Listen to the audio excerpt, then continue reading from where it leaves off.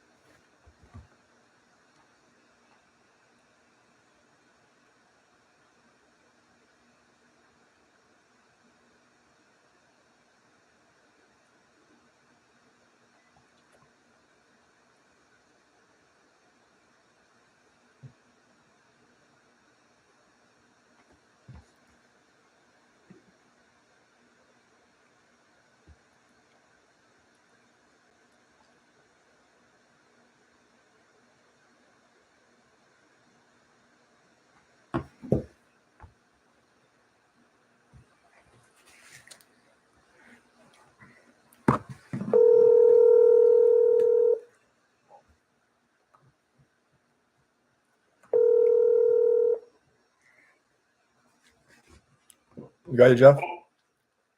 Yeah. All right. Hey, let's give a minute or two. See if we got a couple. Are you actually like logged into the YouTube too, or you just dialed in? I'm just dialed in. Okay. I was only like two people are watching, so I'm gonna just because I've done some other live stuff.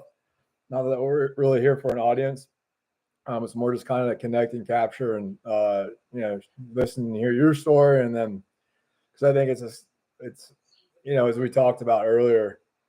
And I'm not trying to put a performance on here. It's kind of awkward for me because I started this YouTube channel a couple of years or months ago, and I don't know. It's just I'm still kind of adjusting to it. So I'm trying to make this as natural as possible, but also kind of make it, I guess, objectively professional, if that makes sense. Yeah, perfect. But yeah, I've been like the past I think we connected almost a little bit over 24 hours ago. Yeah, it's been pretty short. And then, like on top of that, the reason why I looked out for you is like the wrong reason, you know what I mean? Right. So. Yeah, I definitely understand though, because I did the same when I was sitting in your shoes. Well, let's go ahead and start off. I kind of sent you, like I said, this doesn't need to be overly scripted and stuff, but definitely kind of helps me guide it. So I'll just kind of start off a little bit, and then if you just want to kind of do an intro, and then we'll kind of dive into it. So for those that are in now or watching, I'm Ryan, aka Renaissanczyk. So the purpose of this today is really just kind of highlight a topic that fortunately does not happen often, but the problem is because it doesn't happen often enough, as catastrophic as it is, it really impacts the lives. And so what we're talking about today is kidnapping and abduction of children, and more acutely or specifically when it's done by the other parent.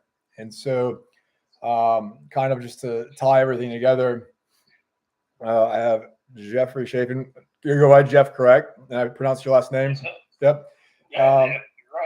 So I'm not going to steal his thunder because I want everyone to hear it from him. But essentially, him and I have a very similar, unfortunate story. Not to seek sympathy, but kind of the way I look at it going forth is, the justice system is what it is, and when you're not necessarily on the favorable side,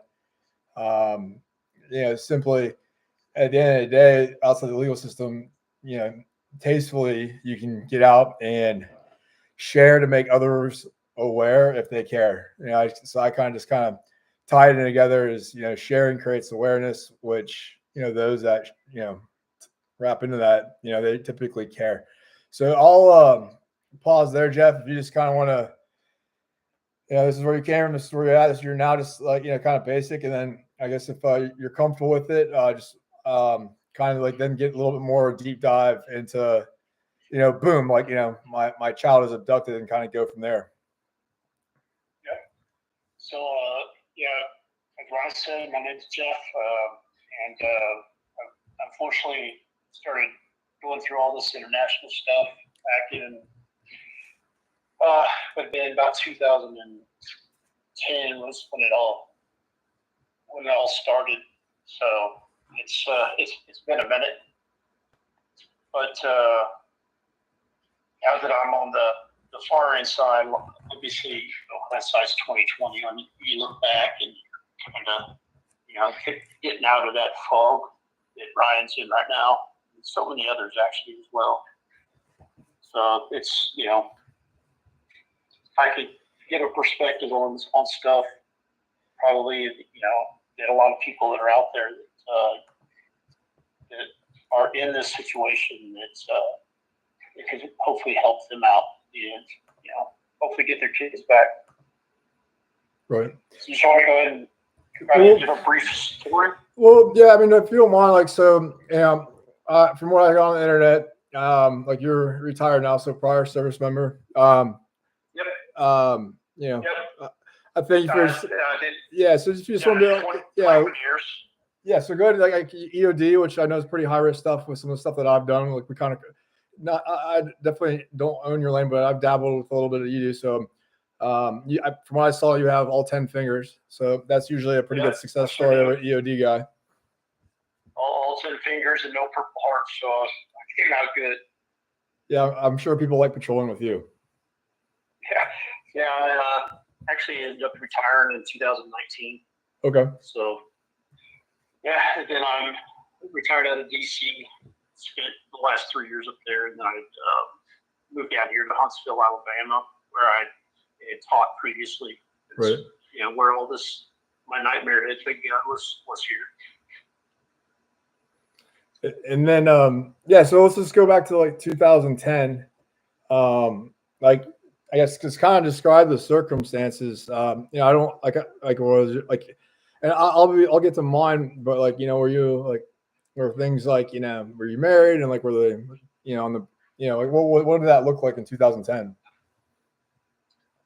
Well, I'm going to back up a little bit before that. Like I said, and it'll tie in at the end of this, but I met my ex-wife, while I was stationed in Germany. It was in Mannheim, and got married, and then January of 2007 is when Eris was born. Say that last part again? Yeah, I'm here. All right. 2007 is when Eris was born, and so being in Germany and my ex-wife being from Scotland, came down on orders with a brand new baby for being deployed for 15 months. It was decided that she'd go back to Scotland to live while I was deployed instead of staying in Germany. And then I deployed 2007 and 8, and then in 2009 is when I came to Huntsville. So 2009 was a rough year. Marriage was on the rocks, but we were making it work and everything. And in 2010, I filed for divorce. When I did that, my ex-wife had threatened to take my daughter and leave. I've never seen her. Right. So when I filed for divorce, my lawyer told me to take my daughter's passports and secure them so she couldn't run with her. And then I filed for divorce. Everything got really good, believe it or not. And then it went back to being bad. She kicked me in the head one night. She beat up 2 different cab drivers. And on the morning of Christmas Eve on 2010, I woke up with her standing over me with the knife, saying, "I'm not going to make it out of you alive." So I made my way to my daughter's room and secured myself in there with her and called the police. They came and took her away. That she was 3 months later, she was actually deported back to Scotland. Oh, so she was deported because of all, I guess, her behavior or actions? Right. Well, that's what got her arrested. But she was here illegal because she had not gone through the full process of getting her green card, so she had overstayed her 90 days. Right. So she overstayed her temporary visa. Right. And so was she sponsored, out of curiosity? She was while she was incarcerated, actually it was after she was deported, they gave her, basically she was at the last step of getting her green card. Wow. So she got through the medical part of it and all that, but as you're aware, I'm sure by now that doesn't matter, Right. Either have it or you don't. So when she left Germany, then that's when she took your daughter with you or with her? So yeah, and it is really confusing and and very intricate on all the details. So when I was stationed, or when I was deployed, is when her and Eris moved back to Scotland, right? That's 07, 08, right? Yeah. Now, the Army had PCS'd me from Germany to Huntsville, Alabama. Okay. The Army moved my ex-wife, then wife, and my daughter. They moved her from Scotland to the United States, to Alabama, right? Right. And that plays a part in, all this in a second. Right. So the Army had PCS'd myself, my household goods, my wife, my daughter they were living in the UK, from Scotland to the United States. My ex-wife then gets deported and then gets sent back to Scotland in the beginning of 2011. She, on her return from here, she filed paperwork with the state of Texas saying that I had was illegally retaining Eris in the United States under the ICARA, International Child Abduction Reference. Right. You understand all that? Yeah, I'm following because okay.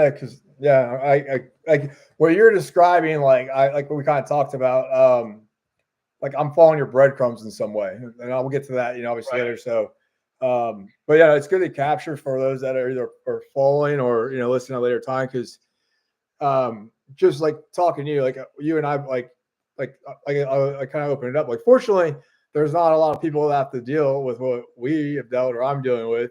However, like it's like why the population is exceptionally small that are subject or victim to this. It's catastrophic. Like it's not just like take your pick. And I know everyone has their own sob story in life, right? Right. Yep. So it's funny, by the time she was deported, by the time she filed the paperwork with the State Department, and by the time we went to court, Eris had lived in the United States for almost two whole years. Right? Right. So under the ICARA in The Hague, as you are aware, and who doesn't know it, is, this is the great part of how does a child, where do you deem the habitual residence of that child? Right. And a lot of people don't understand that. They're like, well, she's an American. Yes, she is an American. Right. However, that doesn't mean anything. Was she born in the United States? No, she was born in Germany, but has a U.S. passport or U.S. passport, but that doesn't mean anything. Right. And you mix that with the military, it's just a recipe for disaster. When you have a marriage and kids and it all falls apart. Right. Well, there's definitely, it's like I'm not seeking sympathy, but being a service member and a male, even though like the SCRA is supposed to protect us, like it's, we'll dive into that later, but there's just like, if you're supposed to be going to the table and all's equal at first, right? You almost have like a handicap or whatever, right? Very much so. Yeah. And so when we went in front of the judge, Inga P. Johnson, and it was blatantly obvious that she just hated me, hated men, hated military. The bias was just, it was so unreal to watch it and to hear it. And I have transcripts to prove this. So if anybody has any questions about it, I would let them, feel free to read all the transcripts. She was actually, that judge, Inga P. Johnson, federal judge in Alabama, was asking more questions than my ex-wife's attorney. Now, mind you, I had 9 witnesses, 3 of those police officers, 6 of, individuals that I am aware of. I know they were friends of mine. They were expert witnesses. I had 9 witnesses up to the stand. She had 0. Right. And it was blatantly obvious that this judge was going, asking the questions to support my ex-wife's, her whatever her story. So kind of like leading to what the ruling or judgment she kind of wanted, or felt like you kind of feel like sorry, go ahead. Yeah, it was obvious. My family overheard her literally say on day 2, I wonder if he's gonna bore me as much as he did yesterday. I mean, who says that? Why would a judge say that? Right. And I didn't realize that our court system it's so messed up. One has no fathers. Have the, like you're just saying. The fathers have basically so much more to prove, and that's just the nature of the beast. But what I didn't realize is that how messed up our justice system is where a judge can sit on that, basically their throne, make a judgment call, make a decision, and they have 0 repercussions. Because they can do whatever they want. Nobody's watching them. It's not videotaped, because you can read something and watch a video of that person, and you can tell, that was a sarcastic comment or that wasn't. Right. Yeah. You lose a lot, right? You do. So she determined, Inga P. Johnson determined that I was wrongfully holding Eris in the United States and that her habitual residence was Scotland. Now, according to the Hague, it's where that child was living.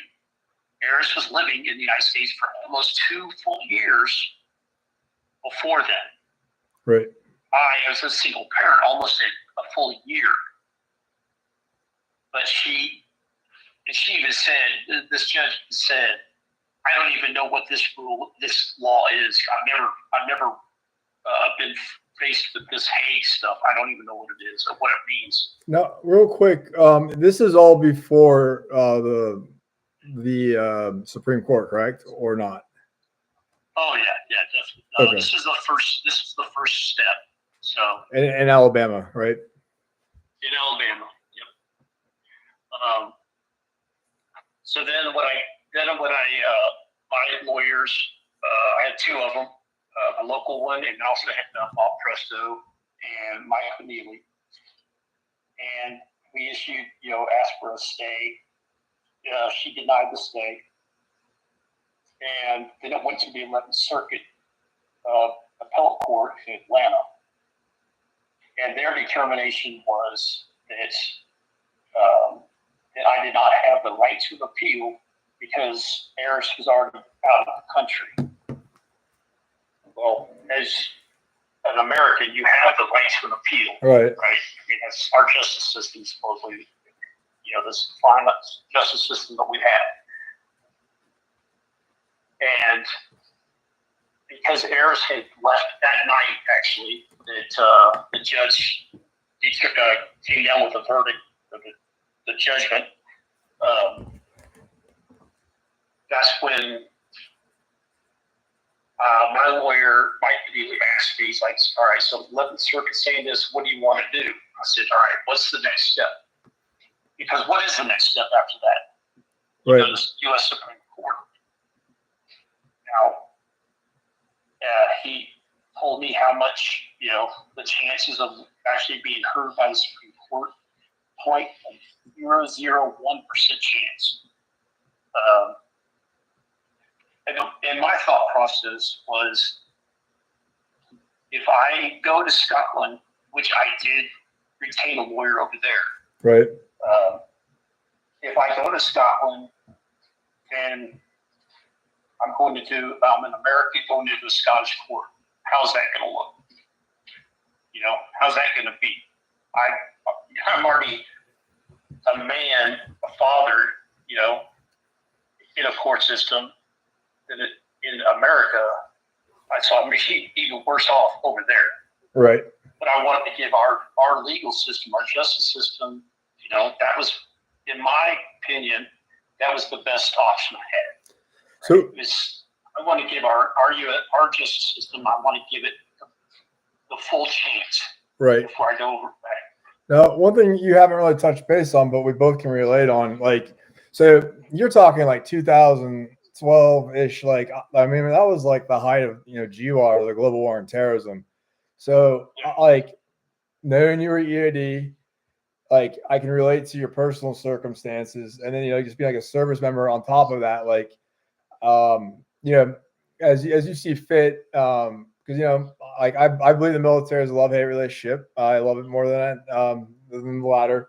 You know, but like right now, you know, for me, like, for example, I mean, it's, you know, if I had, let's say, you know, I was created with like 8-10 cylinders, I have been running on probably like less than one, more times than less. So, you know, I'm just kind of curious, especially since we're captioning this, like, because everything, like, I mean, whether you're pro se or not, like, it's a full-time job, but it's also more of a marathon than a sprint, because you have to be like patient with the system. And to your point, like, you're like, you know, it's like, because like, it's like there's the justice system, right, and then there's like due process, but then like, just as like a normal human, like you and I are talking, like this is black and white wrong, you know.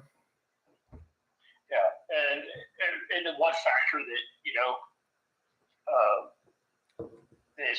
it really just hurts everybody is the financial part of it. I mean, yeah.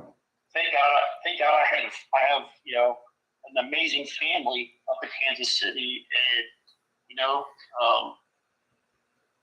because that's what a lot of people don't understand is how it affects the parents, you know, of course, but what about the grandparents and the aunts and uncles and the great grandparents and all that? You know,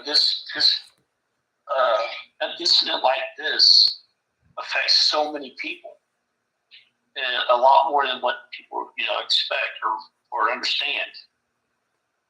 Way more than just a regular divorce does, you know, or child custody battle in the town of, you know, whatever.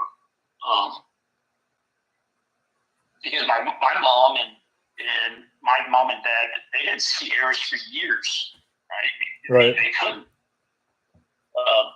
But because I had them in Kansas City, we were all on the same page. Is we're going to fight to the last bit, because even though if we can't get heirs back, it'll help somebody. Hopefully, it'll help other kids in the future.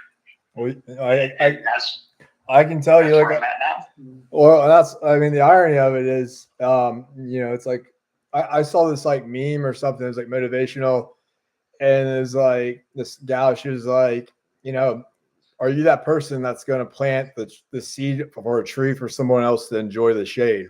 If you know what I mean? And like, I'm just telling you, like, today when I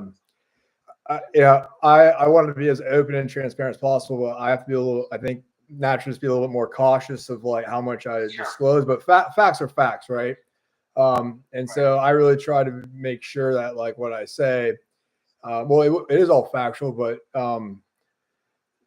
you know, also if I have an opinion or expression or feeling, I thought that, you know, I declare that, because I don't want to convolute the reality. But yeah, no, I mean, today I did follow the appeal, and like, how long was the Supreme Court appeals process? So this all started October 11th and 12th, 2011, and I finally got the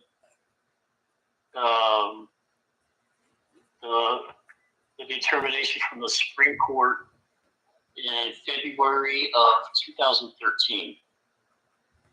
Yeah, so I mean, I'm just doing public math, which is never good, but like, I mean, we'll see. All right, just because you filed something doesn't mean it's gonna like go. But just like that math, like, what's that? Yeah, and that's, you know, and that's kind of to backtrack back up a little bit is, you know, I had to support the family to help afford and raise money to do this, because if you don't have money, you can't fight.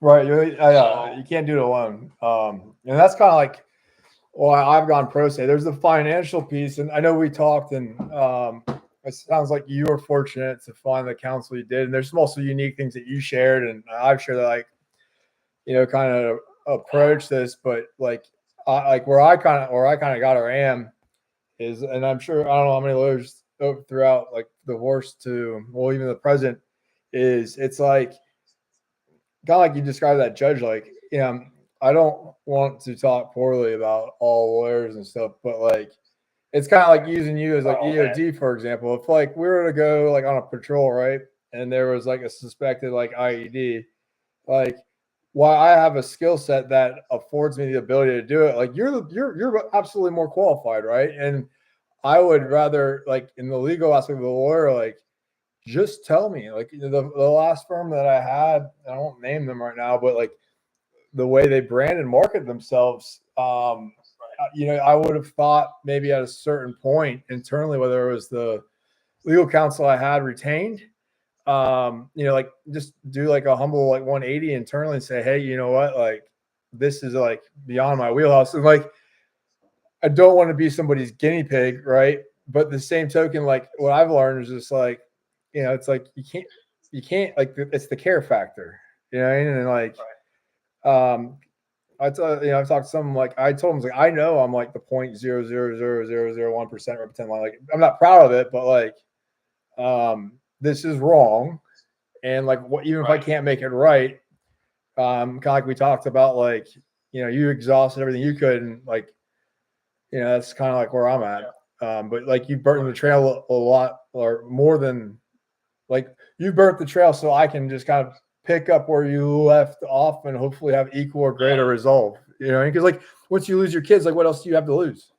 You know, I mean, like there's still life, but it's challenging. Yeah, well, you're exactly right. You know, I mean, and it's just the way it is. It's rough because, you know, it was just down to that one judge sitting on the bench because they didn't like you. You know, that's the hard pill to swallow.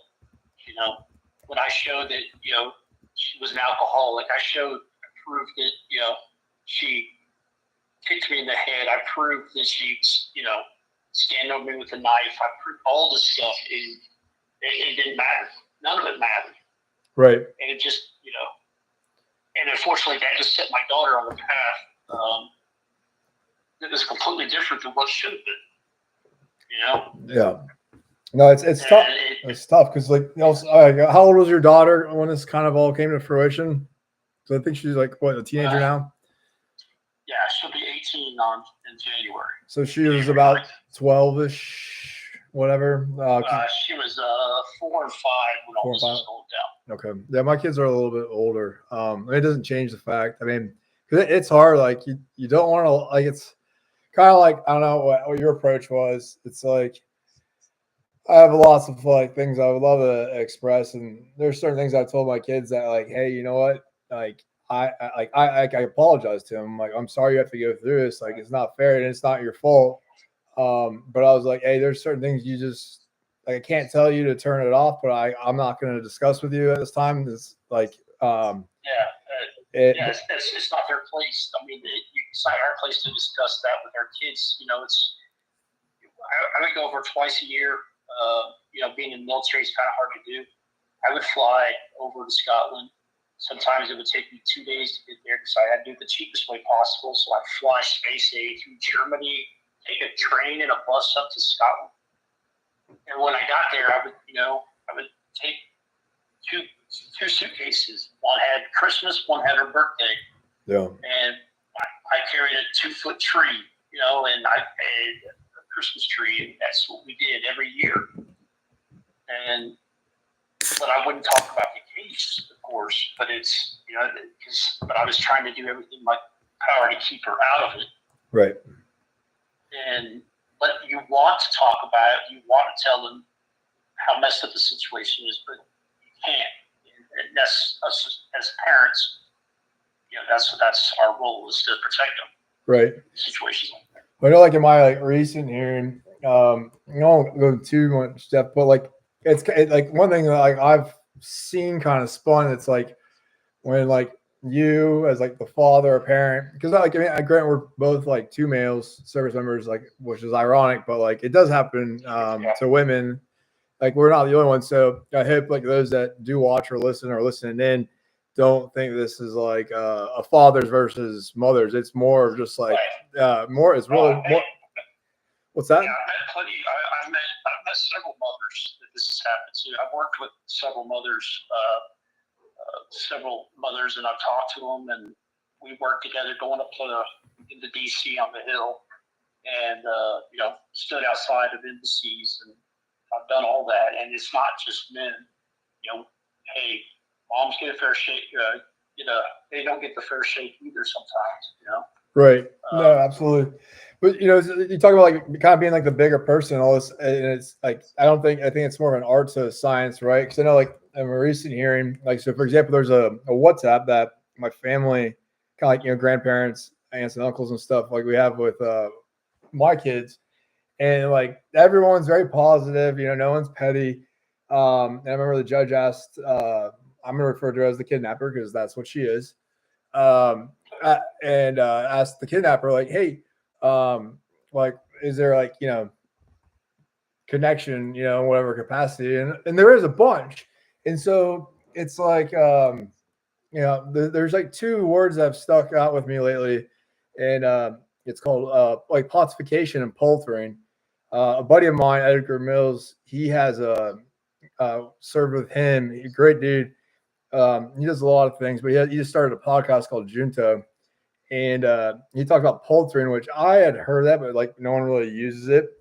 And that's what it is. It's just like, it's like saying enough of what it is to mask or, disguise or distort. And it's like, yeah, like everyone in that group chat is like, oh, that's cool. That's great. And like, the thing is like, below the surface, that's not like the reality. The reality of it, this whole situation is wrong. And I think I don't think and I hope not. I hope I don't. But like some of the severity you talk about, like I kind of got my own flavor of it from the buffet, if you will. But it's challenging because it's like they talk like what I've kind of come down to is not just like now, but like in the justice system is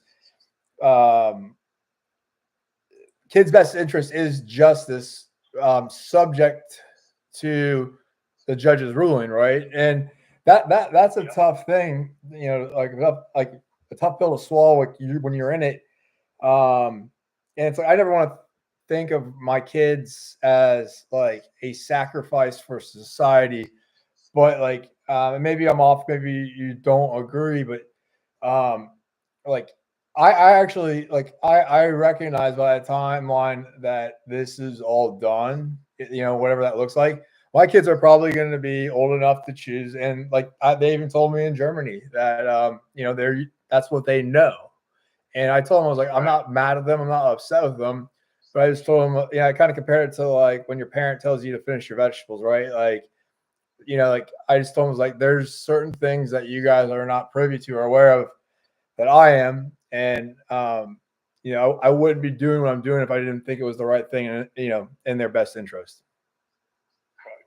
And I try to avoid any language too that I try to like focus on hunt the good, right? Good old military term, but like I try to focus just like on the moment because that's kind of what you have. But I try to avoid just talking about their mother. But when it comes up, like I try to give credit where credit's due, but not like flaunt it because it's kind of tough. It's like, I've been asked like questions, or whatever through the legal system, like, do you think so and so is like a good mom? It's like when you give me like a binary question of yes or no, I'm like damned if I do, I'm damned if I don't. Because if I say no, you know what I mean? It's like, well, you're just out for, and then it's like, yes. And like, it's a very subjective question, and like, despite the kidnapper is not as different, so like, like we all have, pros and cons, like no one's perfect. But then again, like I said, like I'm like cautious to give her any credit because it doesn't change the fact that my kids were willfully and unlawfully kidnapped. Like I didn't even get to say goodbye, and this was like premeditated. It's wild. And I'll go a little bit more into my story after. Like, I mean, well, everything you're sharing is great. Like I'm gonna watch and listen to this again because it's almost like I said, the saying like suffer in silence.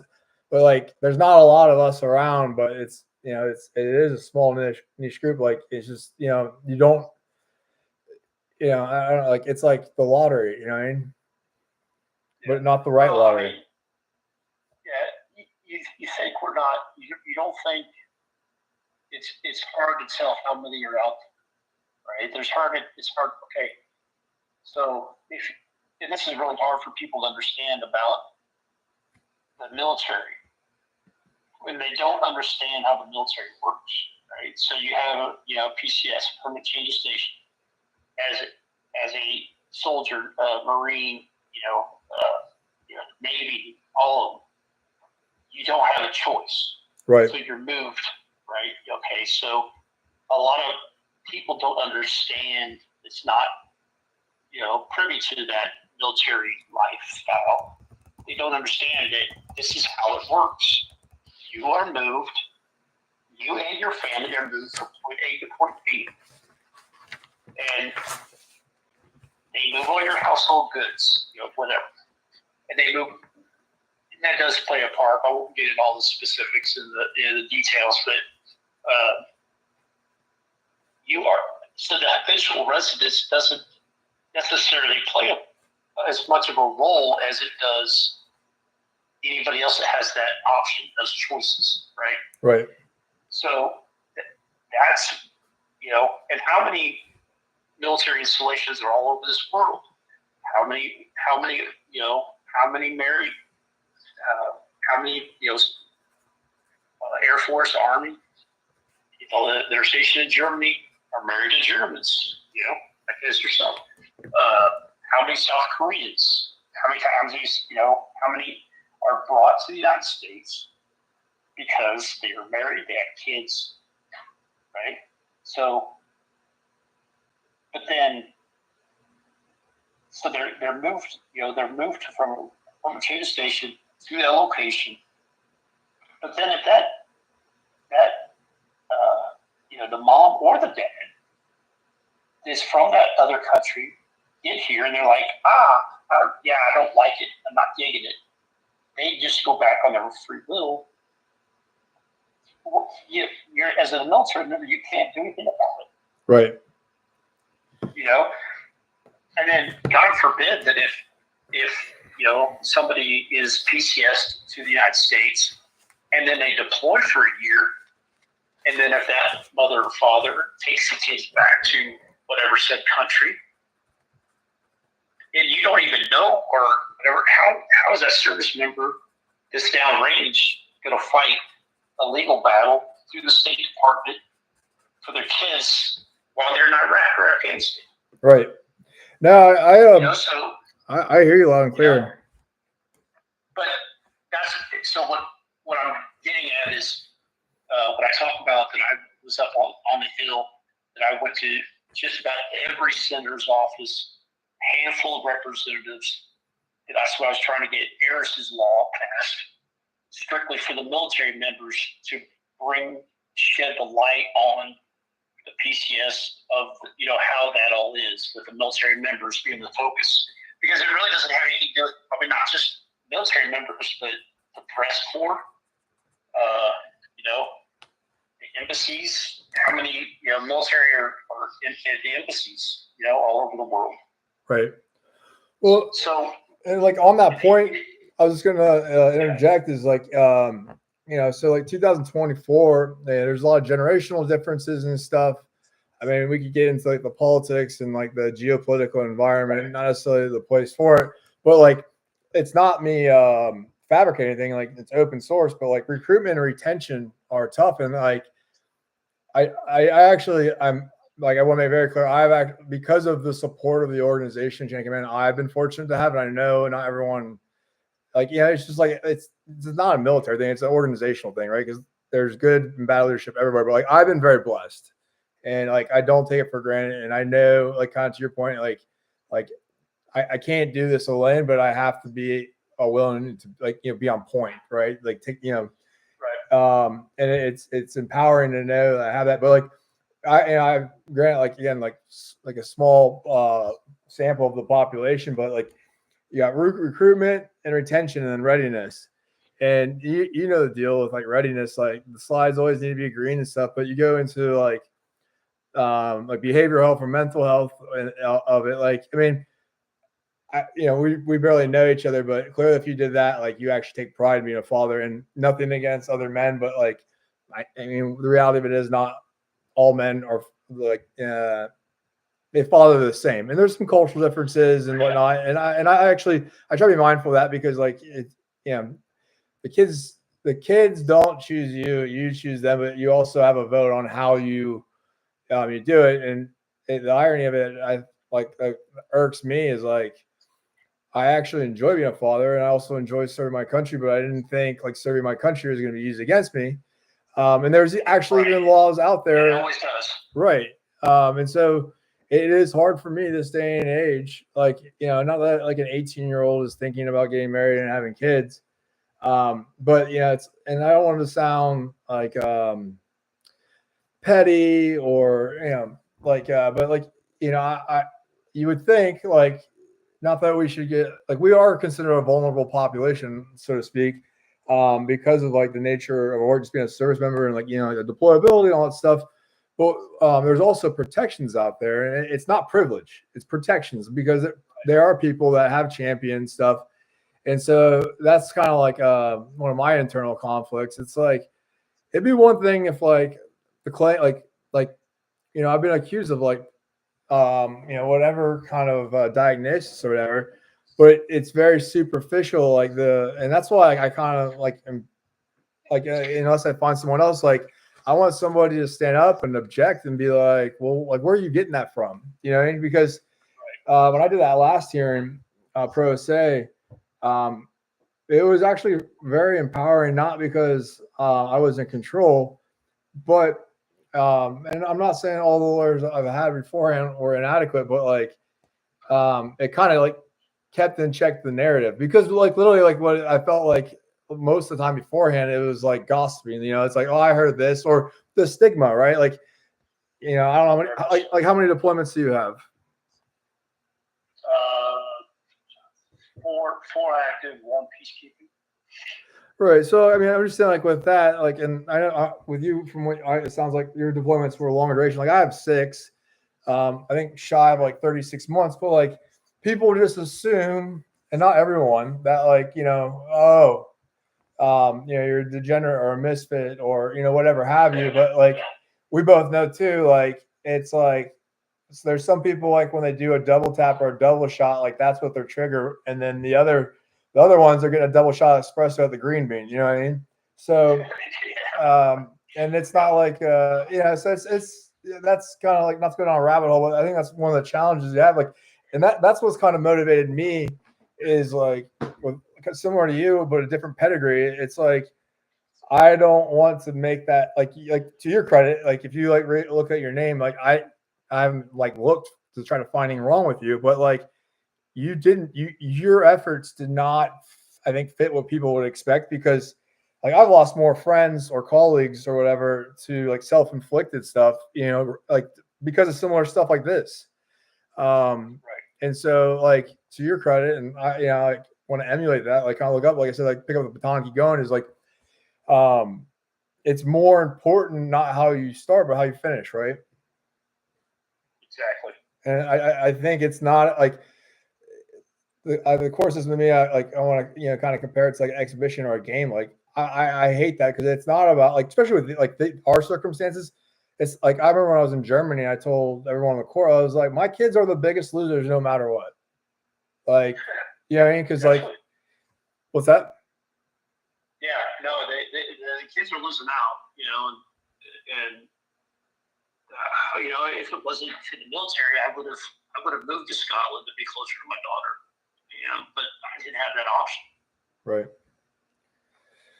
So I guess going back to your timeline, so where are you at? I guess with like you basically exhausted what you could, and So, yeah. So, well, yeah. So I applied. In my case, I went to the 11th Circuit. They said it was moot because Harris was gone. My lawyer, to his he tried to talk me out of applying to the Supreme Court because the chances were so low. But I said no. I want to exhaust everything. Right. And he said, "All right, well, you're the boss." So we applied, but it wasn't about my case per se. And this is a lot of people don't understand. It was, do I have the right to an appeal? Right. And that's what it was based on. So that's why they took it. They heard it. I was one case out of 100 and some that was applied to at that time. And what year was this? I'm taking some notes in stride for my own. It was December 5th, 2012 is when we went to court, and it was at the Supreme Court. They came down with their decision on this release on February 13th of 13, something like that. Your memory is a lot sharper than mine. Good as you. Well, I've told the story so many times. Yeah. You know, I've been on Fox, CNN, and radio and newspapers, and you know, so it gets to be. It's been a while. I'll be honest. It's been several years. It's coming back. I know we talked about it a little bit because like that phone call we had the other day while I was walking out. Like again, like we've known each other now for like 26 hours, but just hearing your story, I feel like I've known you like a lot longer. Do you mind kind of talking about how? Because like I'm not it's challenging to say, like, I really don't want to be in these circumstances, right? That's the reality. I just want to like live, you know, like I'm near retirement and I just want to be in my kid's life. Like, because I left active duty, it was 16 years and some change, knowing that I was going to shelve that potentially indefinitely. And I got really fortunate because I was here in 2019 when I was so-called happily married. And that was when I was here for a course, that was the beginning of the end of my marriage. And so I navigated the civilian sector for a while and then eventually decided to go in the reserves. And the reserves ended up offering me a job, or I found a job here, which during like my marriage, my ex and I, or the kidnapper, we decided to keep the family in Savannah for stability, like AKA their habitual residence.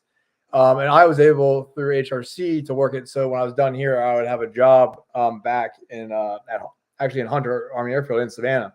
So I did my best to kind of scheme, because the military is always going to get what it needs, that has to, but also try to, work-life balance. Like, I don't know how I could have done it better without have gotten out. But then when things went the way they did, it's kind of like there's a theme to like what you and I and others have done in these extreme circumstances.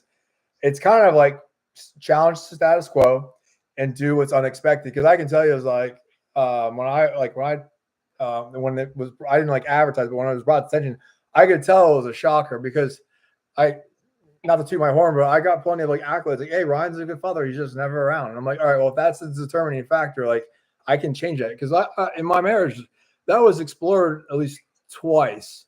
But and there's two sides of every story, so be mindful of that. And anyone if that happens to pop in or a later time, I encourage you, like we're gonna have a purposeful debate or discussion if what you think or you've heard is inaccurate. But yeah, so but like during those times when I was asked, I was like, all right, well, what adjustment are we gonna make? Because I've transitioned once off active duty, and that was during COVID, and that was very challenging. I mean, I Ubered, I drove I rented out on Turo. I was a high school substitute teacher. I worked for H&R Block. I did social media marketing. I built houses with D.R. Horton. a couple other things, and then join the reserves. So it's not reasonable to expect somebody necessarily just like it's like, well, if it's the best interest of the children, like you shouldn't be so important about if I make equal to or greater than money. You know what I mean? Right. Yeah, so, but that's all it comes down to is money. I mean, no matter which way you look at it. Right. Well, and I have some opinions about that specific to the kidnapper, but I'll keep those to myself because it would be fair, even though there's a lot of merit to it. But yeah, no, it does come down, and that's what one of my challenges is, like I said, you kind of like where you're at is I'm like kind of reconning the so-called objective, if you will. Is how it's regardless if I end up staying pro se or not, is like it's really framing the reality, not because this is what I've learned is like typically lawyers on either side is they're just trying to highlight what is wrong, right? But I don't know, and I don't think I'm not concerned because like I've talked to people like I'm not a lawyer, but like you can't argue with the truth, right? Right. Yeah, but also, I mean, you can have your lawyer present all the facts, have it black and white, and if that judge, back to what we were talking about before, if that person sitting up there on that, who's making these decisions, doesn't care to even entertain it. Right. Well, they don't care. And so the one thing that there's a lot of things, but all strikes me. So again, what's very unique, like other than us connecting. So from my own research and experience, so I'm not like fabricating this. I can provide links, and I actually have prior to. So the kidnapper or opposing counsel, he is very much all over the internet with what he's done, and to his credit, like there's no denouncing that he is successful, regardless if they're like the morality and the ethics of all. I'm sure there's a lot of people that deserve so-called justice, and he helped them. But like the irony of this is, for me, is he claims to support the orals that actually supported your ruling in the Supreme Court. And so it's like I am against somebody that championed and supported what you were able to achieve. What do you think about that? Yeah, I mean, I'll be honest. Of course, I'm very tainted, and I try to keep an objective look at it all. But it all comes down to, and I've said it multiple times. It all comes down to money. I know for a fact there's certain lawyers out there, a certain lawyer that had championed for the Hague, right?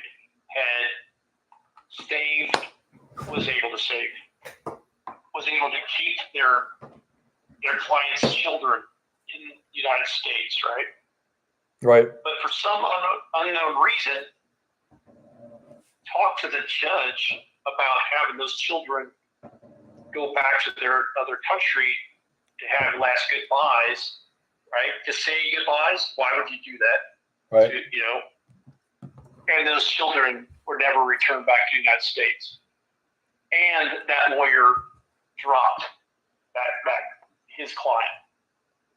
So they can advertise and be like, hey, I'm for this ruling. But that's not necessarily the case. Right.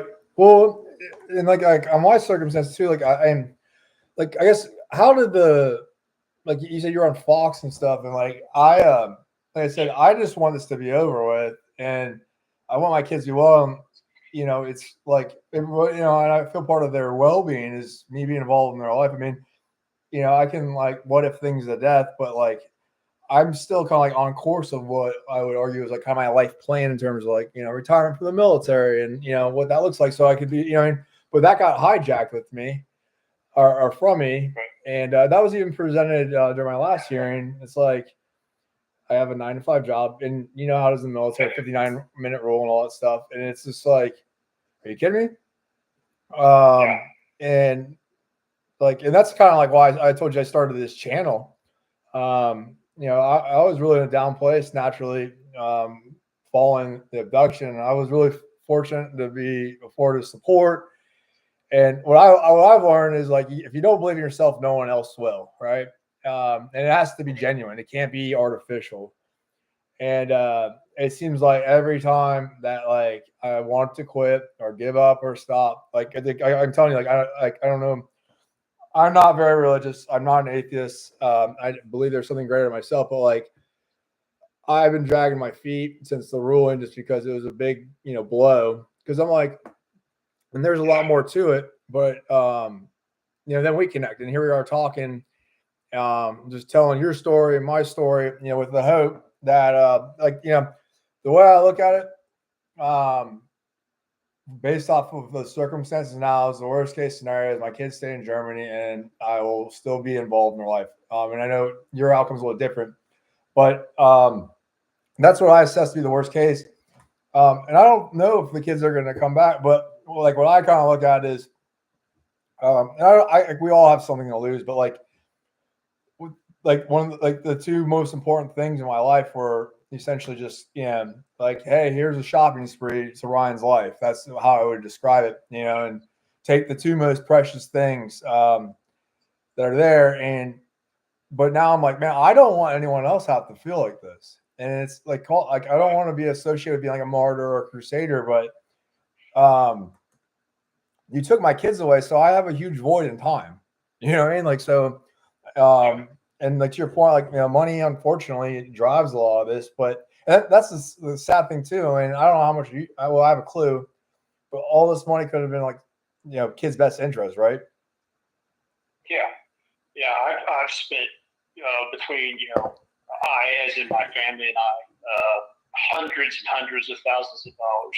Right. To go to the Supreme Court case, everything was pro bono because everybody wanted to put their name to it. You know, that was what I was told was well over $1 million worth.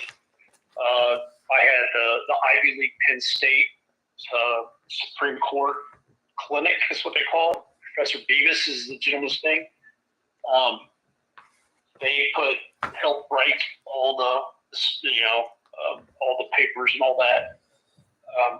So what was the turning point? What was like, so this is where I'm kind of curious, I guess, with where I'm at. Like, because I feel like I'm approaching, or I'm at like a certain point. At what point did like your story kind of like get attention of like the media, or like how did that happen? Supreme Court. Yeah, that was the big one. I mean, I did stuff as well as like I walked from Fort Lee, Virginia to DC, 181 miles.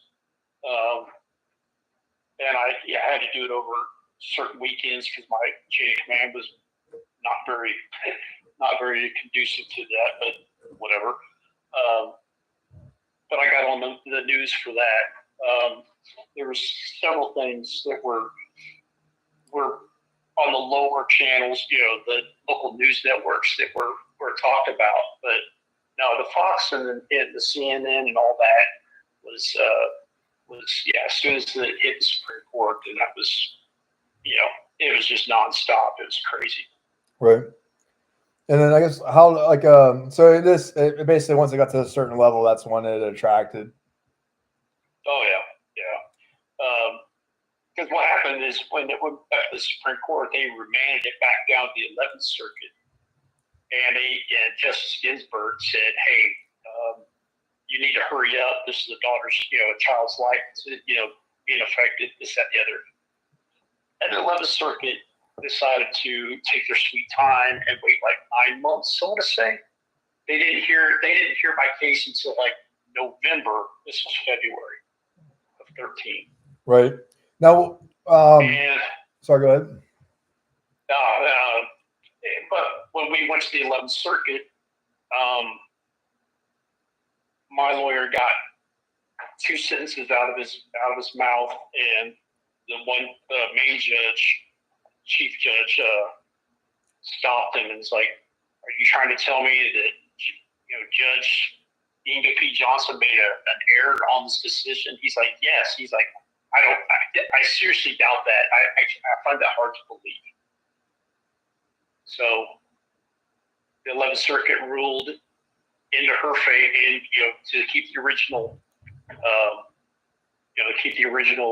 verdict, whatever. That's what it seems like. Is the 11th Circuit federal or state?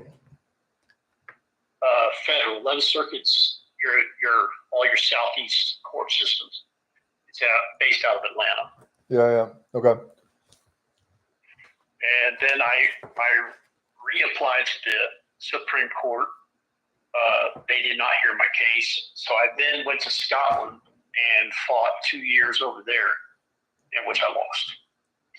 So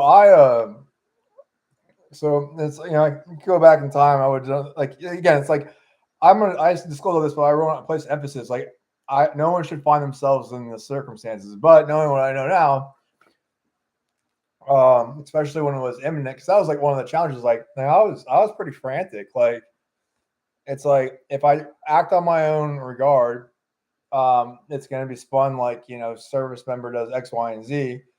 But at the same token, like I tell you, one of the hardest things was like the last weekend I actually had my kids. Like I had my intuition, my gut was just like this might be like the last time I see them like for a while, because the kidnapper like this was premeditated. This was planned well in advance, and that was overlooked. But like, did you, with like, I'm assuming, and correct me wrong, but like, I mean, someone can do this as a lone wolf like act, but did she have like actors or conspirators that helped with all this? I mean, she had to have some support. But like, what did that look like, if you don't mind sharing? Are you talking about my ex-wife? Yeah, sorry. So yeah, that's fine. So that's the one thing that's different about my case versus like your case and many others that people I spoke with, is mine simply came down from a judge's ruling about one person. So per se, she did not kidnap Eris back to Scotland. She was sent away. Right. So, and when I said, I had 9 witnesses on the stand, she had 0. She didn't do anything. She didn't say. She just did the poor knees on the stand, which again I could prove. So I'm not just a bitter husband and bitter father. Right. At the time.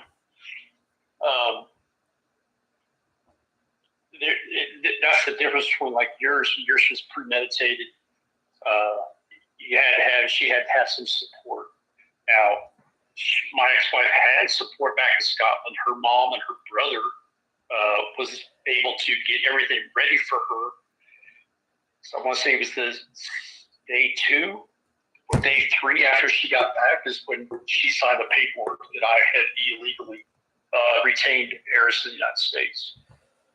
Yeah, it's like I think I told you so I'm cautious how I disclose this because like I said, I'm very specific. Like, so I had been on Facebook in like over a year, like my personal profile, and I just like a lot of these actors or conspirators with this, like they're one of two. Either they fall in the category of the kidnapper, or I would, in their defense, which I'm not really defending them, but like, if you've been like gaslighted, for example, or misled, like a lot of people that are on the other side, if you will, like they're like post-marital. So like whatever they know about me isn't from me firsthand. And so like one of these individuals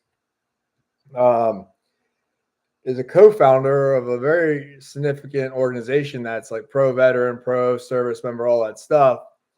And that post I put on Facebook, like I shared the screenshots of the conversation, which don't get me wrong, like if I was that person, I wouldn't want the public to know, but the same token, like the public deserves to know. You know what I mean? Yeah. And right. mean, that's one example of a handful of others. This is like the more extreme one, but I don't know who. I can make assumptions, but somebody reported as like harassment or bullying, and I'm like, I'm the one whose kids got kidnapped. You know what I mean? Like I'm not like trying to, as they say, like commit libel or slander or defamation. Like this is like I didn't even like make an opinion on it. I'm like, these are the facts. You know, you make your inference. You make your opinion.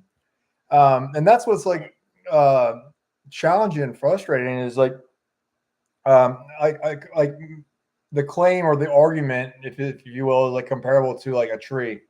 And like so in these circumstances, like the trunk, if you will, is like there was kidnapping or abduction, right? But what people like to do is they like to like take you away from that on a branch and snap it off and go to a different tree. And I was like, no.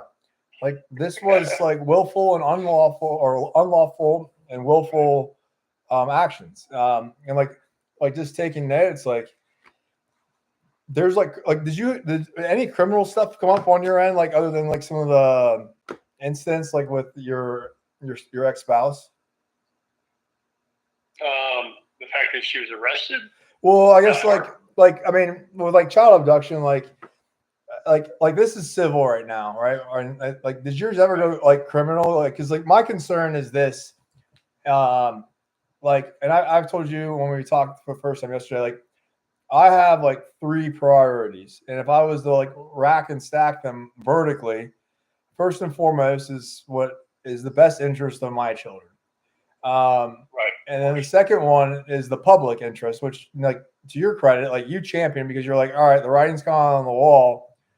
The probability is slim, but if I keep pushing, I might have a higher probability. And then for the next guy, hence me.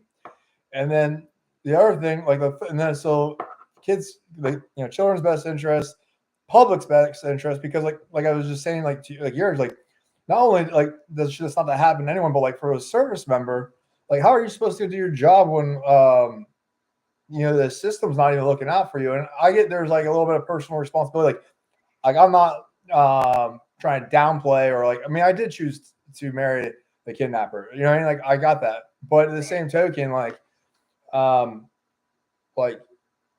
we're over there doing X, Y, and Z, like who's looking out for us? And it'd be like one thing because we all know like the military is created of humans, and just like outside of the military, like people do stuff. So I'm not claiming like service members are perfect or whatnot, but like in our circumstances, like it's not like you are looking for privilege, but it's like how could this happen? Like it's happening, but why is it still going on? Right. I think that's the better way to frame it. And then my last thing, like after, kids' interests, public interest is justice. And what I mean by that is, I think at this point, the kids' best interest is like none of this is going to happen overnight. Is like stability and prosperity, and then with the public's interest is awareness. And I like, we got social media and all that stuff. Is doing what we're doing now is a story, but the justice, the other part, like for me, is holding those accountable that willfully and unlawfully support. Because, like right now, with the ruling that I have, granted, I'm not a lawyer, and this is an opinion, but an informed one is essentially a parent, non-citizen or citizen, male or female, service member, non-service member, can not only like scheme for an abduction or kidnapping, but they also like for my circumstances, like once I recognized what was going on, instead of taking my own hands, like demonstrating to exercise restraint and not taking it in my own hands, is there was a restraining order to not remove the children from the jurisdiction, and that was violated. And so what like irks me is like fast forward to the recent hearing, like there was a bunch, like basically they didn't want to go in the past. And I'm like, and I'm not a lawyer, but as I know, like when you start talking about kids' best interest, whether it's under like Hague and stuff, it's not just like, hey, how are they doing now in the fishbowl?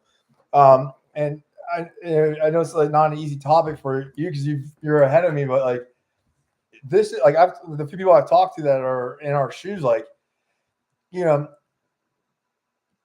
no one has a crystal ball of how this is going to impact the kids in the future. Like I am a big believer that this, like, you know, it depends too how old the kids are. Like, there's a lot of variables. Like, it's a tough algebra problem. But like, you talk about like parental alienation, and then you talk about like Stockholm syndrome. Like, these are all like valid concerns. And you know, I'm not a judge nor you, but like, it's like, I think the ruling should be like, you two need to fucking, excuse my language, you guys need to figure it out. Not, you know, you know what I mean? Like, so. Well, here's another thing to add to it is you know, being married to a foreign national, when the military PCSs them back to the United States, does that foreign national have to have a green card to enter the United States? Right. They don't. So, well, because they have it's supposed to be the command sponsorship. Command sponsorship, right? But what did that command do? They signed a paper, right? Right. Let's just for argument's sake, who's to say that somebody, you know, male, female, whatever, marries a service member that's, hey, let's go with Taliban. They get moved to the United States. Do they have any regards to anything? Are they checked out? Or, you know, have they gone through that process? Not one bit. Right. You know? So you're bringing your kids in that, you know, so what I'm trying to get at is that the military moves people, foreign nationals, into the United States, not by U.S. law, right? By customs law. So how does the United States or the Hague, how does it apply? How do those rules apply to somebody that's brought in basically illegally? You know, not illegally, but different than customs and border patrol. Well, like I know in my circumstances, which is something that was overlooked, and it's a fact. So this is going to be presented, but like, so the kidnapper, she actually had a green card, and I did the math. I don't think it got renewed, so hence why the pulsering that I was referring to. It's like, because it's public. Like, she claims she looked for like hundreds of jobs, and I'm sure she, like, there's like kind of evidence of that, but there's kind of not. And like, I've talked to people, like, because, you know, it's kind of like when you get stuck in your own like little fishbowl, you get delusional.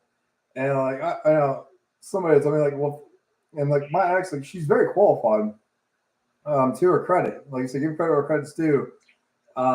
Very successful in the corporate world. Like, if someone of her accolades applied for all the jobs and no one took her, like, that kind of raises flags. Like why? And it's like, I think, and, you know, I can't control who watches this, and I accept that, but I think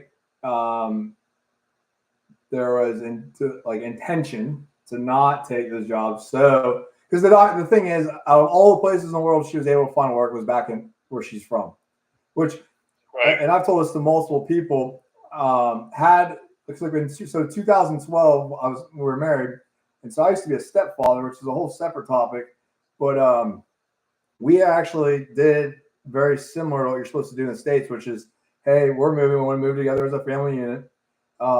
And so I personally think she knew that I was going to attest, because, you know, in a perfect world, you know, assuming there was a amicability, I don't know if that's a word, you know, she would have reached out and expressed X, Y, and Z, and I've been like, hey, I get that, but I don't agree. And if we couldn't like mediate or resolve ourselves, then we leave it up to the court. But like, it was the complete opposite. It was like, I'm just going to do what I want. And she's smart, the kidnapper. So, yeah, there's this con artist plan. Because even like recently, with the ruling, like, so I have the kids, from whatever date to the next. So the expectation based off of the ruling was that they were going to fly, here. And I don't want to sound petty, but like you get it. Like I have a job and a career, and it's like, and it sounds terrible as a father because I want like, but the way the legal system is, it's like it's the parenting plan doesn't say like the father gets to father their kids. It's like you get to exercise your right, and like I wanted to exercise that as much as possible, but then there's the confines of the ruling, and so it's very, very challenging. But like I basically got dictated like you have to pick up the kids, like which is 2 hours away. And it's not that I wouldn't do it for my kids, but like it's just very inconsiderate. It's very along the lines of I understand of like alienation, and like I said, like I feel for you because at least I have access to my kids, and see them. And, no one really knows what the outcome is going to look like. But at the same token, like in normal circumstances, like it's not supposed to be like that. Right. No, it's not. But I mean, you have access to your kids, which is a lot more than a lot of parents have that are dealing with this. If you talk to anybody that has any of their kids that are taken back to Japan, I mean, they never see their kids again. Literally, never see them. Yeah. Well, now I'm kind of connected to some new networks. Like it's not a matter of like one upping. It's just like this is wrong because like when people talk like cold cases and stuff, it's like I mean it's challenging. So I guess like we're over an hour and like I know we'll talk more not in this like medium or platform, but I guess given your story like like and I'm not trying to be like cheesy here, but like how would you kind of capstone stuff? Like, knowing that maybe someone that's listening to this is a service member, is not, is a parent, is considering joining the military. Like, I know it's kind of a loaded question, but like, what would you like? How would you kind of wrap everything up? Like, given what you've gone through and know that like there's people like me that are still dealing with this, and there's probably more to come. Well, that's a broad question. I know. And I apologize. I'm walking in your shoes along your trail, So. Well, I mean, it's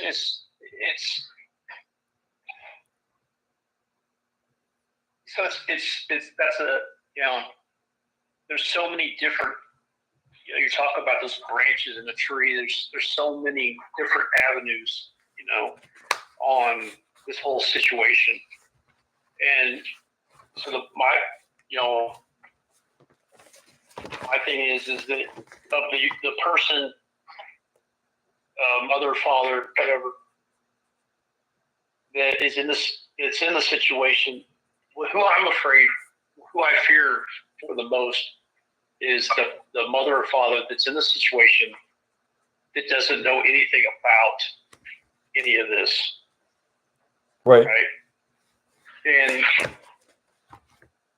that, because I talked to a gentleman that his daughter was taken down south, and he looked at me crying.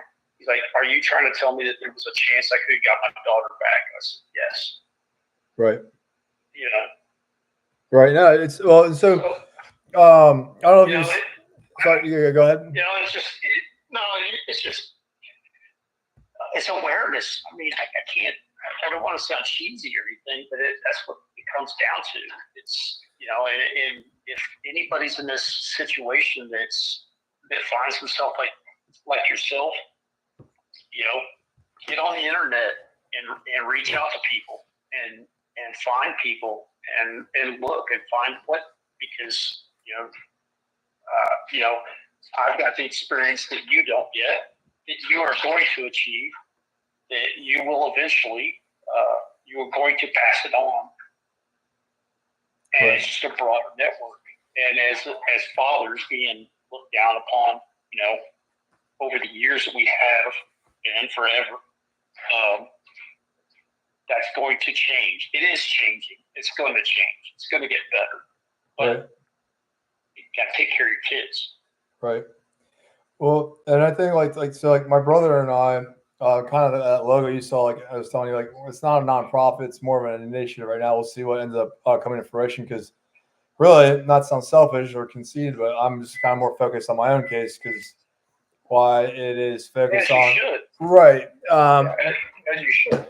But like the outcome of it, and there's already certain things I'm like, I wish I would have done this differently, right? But the outcome of it is like, I don't, maybe not like I call it SOP, I guess. So like standard operating procedure, like everyone's outcome, or like compared to like land nav, like if I go back in time, like I'll tell people, like one, I'll be there to like listen, like as you are, but like the advice is like, during this time, knowing your circumstances, this is what I would have done, or this is what I did, and this was the outcome. And I think, like to your point, like being, because I feel like we're not hiding, but there's only a few of us like out in the open, and so it's challenging finding, like I mean, I've spent days, like found weeks of time, just towards this instead of like living life or fathering and stuff, and it sucks, but I think it's a necessity. And then just like the fathers on a fire thing, like I take like notes and stuff of like, all right, it's kind of a mess, but one of these days when there's resolve or closure, or in stride, it's like, hey dude, or hey gal, like here you go, we're I'm here, we're here.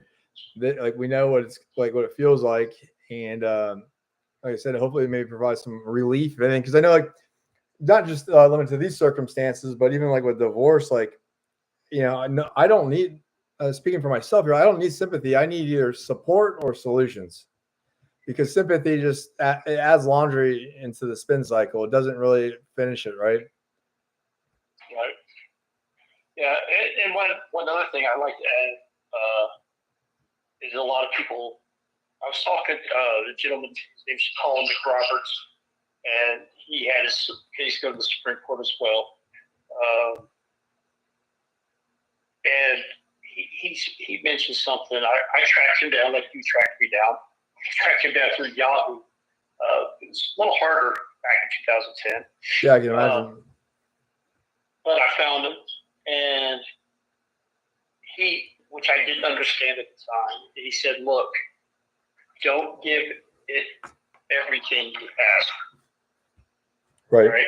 And I didn't understand that, because I was like, I'm going to give it everything I have. He says, you can't give it everything you have, because you have to be there for your kids. And if you give it everything you have, you're going to exhaust yourself financially, mentally, physically, and you're not there for your dog. I would say I kind of recently like realized that, and then kind of transitioned out of that, because like the kidnapping happened, and like I was looking at emails before we did this. Like I call like CPS, I call the police department, I call the FBI, I call everyone other than like taking my own hands. And then I just got to a really bad state, and then fortunately I had like the support and opportunity and the resources to get myself right and better, and where I'm like here today. And then I basically told myself like this like last hearing, because as but firsthand, like the Hague Convention, for those that are listening, like they're not going to decide custody. They are going to decide if like what the actions were to move those children were lawful or not, and then they might dabble depending on the country, and so like the kid's best interest, and maybe I guess interject or interrupt, but like every case is different. But ultimately, like I was hoping or striving that the court of jurisdiction for custody, which for in my circumstances it was in the States, was going to rule that the kid's best interest was to return to their habitual residence, which did not happen. Hence, why I'm still pursuing what I am. But I guess back to your point is I can't go redlining fifth gear 99%. Like I'm gearing it down, and part of that I think you correct me if I'm wrong, it's kind of expectation management, because the higher it goes up in the legal system, the more time that will elapse. There's not like an Amazon Prime solution, unfortunately. Oh yeah, definitely. Yeah, but I never had. I couldn't quit. You know, I couldn't. Even though Colin McRoberts told me that, and I couldn't stop, because to me that was just failing my daughter. Right. Since I got remarried and divorced again, and declared bankruptcy, lost everything. So, how did I mean, I'm kind of curious if you don't want to answer, like when you got remarried, did I'm assuming this obviously bled over and affected that relationship, right? Is that true? Yeah, right. Yeah, definitely. I mean, that was major stress, but she came into it during all this, so it's not like it was, of course. Well, she wasn't blind, right? But the financial aspects of it all was pretty bad, obviously. Right. I'm not remarried, but I'm in a long-term relationship, and I mean, when we met, this wasn't a variable, and then to her credit, I mean, she's been by my side and very helpful, and like well, I've never been trying to recruit like a mother to replace the one of my children. Like, I don't also want to put just anyone in front of my kids. And so I know there was a connection there too. That's been, affected.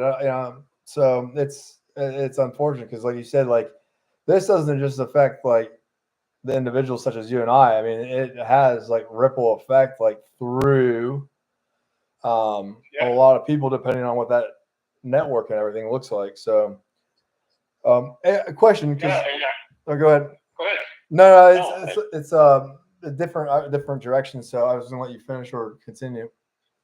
No, I would highly recommend you talk to families, not necessarily like myself, but talk to family members, on your podcast, because they're going to give you a completely different angle view on it all. So, right. Definitely something to think about. No, absolutely. I'm going to ask you like a very direct question. So, and the reason why I ask is I told you like opposing counsel. So his name is David Isaac Schachter. You haven't. I don't put words in your mouth, but you said you're not aware of that name. I am not aware of that name. Yeah. He may have worked in a law firm that was on the Supreme Court case. But like I was telling you yesterday, I had over 14 lawyers, different law firms. But Mike McNeely was the man. He is my main lawyer. He's the one that presented it to the Supreme Court. One of the only family lawyers to be in front of the court. So, but as of this person you're talking about, without doing any research, that's not something. That's fair. I want to ask because when I brought it up during the last hearing, because like it's all over the internet based off like his profiles and stuff.